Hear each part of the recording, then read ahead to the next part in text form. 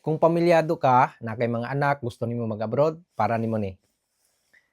Kuya, advice ko be, kaduha-duha kog dayon, selected sab ko, nga isip ko sa akong mga anak. So kani nga desisyon lisod gyud siya 'no.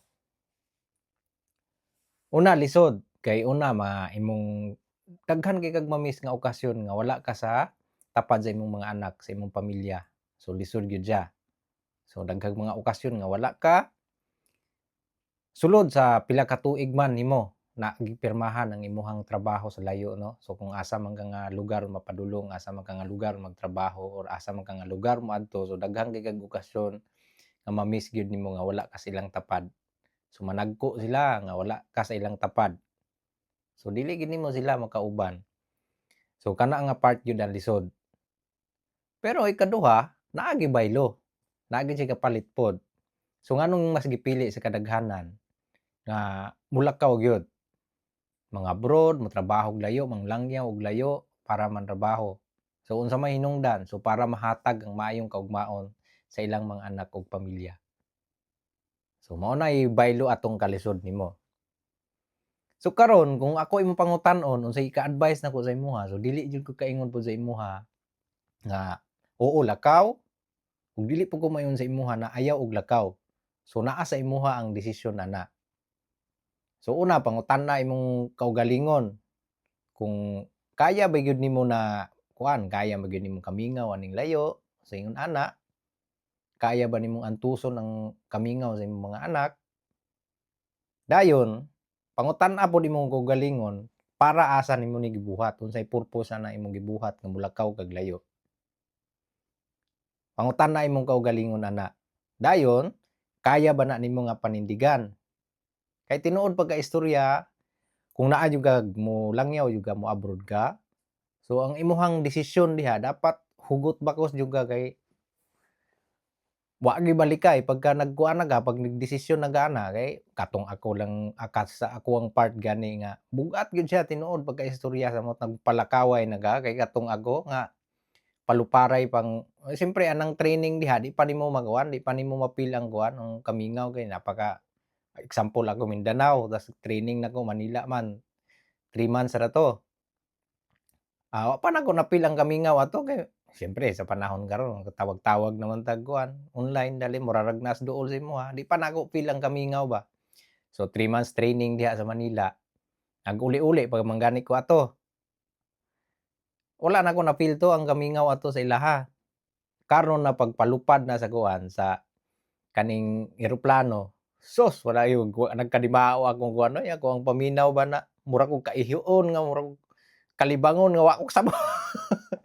Lami kay ibalik og kanaog, pero nahuna gyud ako mo mao na gyud ni murag 3 ka tuig gyud ko mawala diring dapita. Mixed emotion ba, naa gyud imong diha nga siyempre sa 3 ka bulan po nimo nga antos og training diha anang katong amoa kay mag-training mignihonggo ato nga gikag 8:00 sa buntag hantod 8:00 sa gabi, grabeng antos pud namo ato oy. Mao na giingon nga kung modesisyon jud kag abroad, so daghan jud kay kag ikonsidera sa imong kaugalingon. Una, imong pamilya, molayo ka, naa diha ang kamingaw, antuson gyud nimo na. Tapos sulod pa ng imuhang kugig apply pag kanang kuan nimo, kanang mga daghan nag ipangpasa nimo requirements, samot na mosulod na kas training, daghan kay kag sakripisyo gyud tinuod pagkaistorya. Mao nang magdesisyon ka dapat hugot bakos gyud siya. So mao na 'to pagka human na 'to, akong gihuna-una nga nanako sa while nami sa eroplano pasaka kadlawon pa gyud mi nanlakaw ato. Di ko ka kuan, wa ko ka balo unsay ang bation ba na kanang pagdayon lupad na sa eroplano lamian ni ambak balik ani. Mao 'to na murag kani kay gidesisyonan ko ni, mao na gyud ni siya. Sa una lisod gyud siya, kay mao lagi na maanad ka nga naa imong mga anak diha sa inig mata nimo, maanad ka nga naa imong pamilya inig mata nimo, kay masampit inig mata nimo. So inig abot nimo diri, realidad nimo diri, ikaw ra gyud kaugalingon nimo. So swerte siguro nimo kung naa kay makauban, parehas ani ako ana, ako ra isa diri. Inig uli nimo kag trabaho ikaw ra isa, o hikay kag pagkaon nimo, o maghikay nimo sa imong mga kinahanglanon pag trabaho pagkaugma, tulog. pagmata nimo kaon ka, trabaho na pod, pagka magtrabaho balik na pud katog, mao na nay daily routine nimo diri. So ingon ana ang realidad diri. So karon kung makita nimo mao nay realidad diri kung dawat nimo na, so naa sa imuha ang desisyon. So dili ko kaingon sa imuha na, sige lakaw, ayaw og lakaw. So pangutana imong kaugalingon ana, kung kaya ba gyud na nimo nga panindigan. Kay di gyud lalim tinuod pagkaistorya kung paglayo sa pamilya ang imong hisgutan. Pero nganong daghan man kay nipili gyud nga molakaw og layo. So kadalasan gyud sa ilahang mga hunahuna gusto mahatag sa pamilya ang maayong kaugmaon. Kay sus karon bisan asang dapita pait jud kayo tinuod pagkaistorya. So kung unsay mapili nimo nga desisyon naa sa imuha gyud na siya, so malipay ko unsay mapili nimo nga desisyon. Kay kana imong sitwasyon karon nga selected na ka, daghan kay nangandoy ani nga kuan, daghan kay nangarap ani nga makalakaw samot na diri nga lugar. Nga gabalik-balik na interview diha wa pa gyud na nadawat sila, kamulog pang-apply bisan asan dapita, wa gyud sila tagay giingon ana nga chance. So sa imuha selected na ka karon gaduha-duha kag dayon, so pangutana imong kaugalingon kung kaya ba na nimong panindigan. Karon desisyonan nimo kung unsa gi imong mapili nga desisyon. So unsay mapili nimo lipay sad ko para sa imuha.